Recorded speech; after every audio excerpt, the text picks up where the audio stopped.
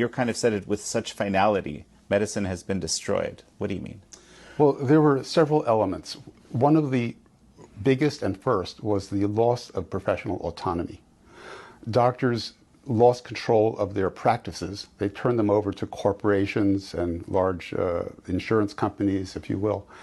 They stopped being able to bill directly for their services. They gave that up. Many of them, not all, but most, gave it up.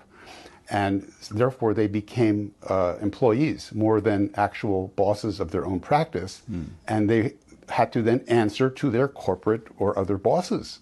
And they couldn't really practice unfettered medicine the way they were trained to.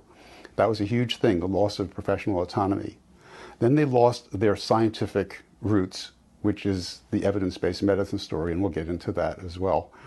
But also, and even more important, they lost their ethical mooring. So medical ethics should be forever, but instead it became something that became, changeable, fungible with every new law and passing fancy and fad.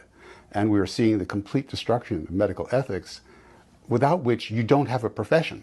You may have a trade, but you don't have a profession. And that's why I say the medical profession has been destroyed, but for a relative handful of ethical, science-based doctors out there. And that's what we are trying to recreate, if you will, with our new venture, the Wellness Company.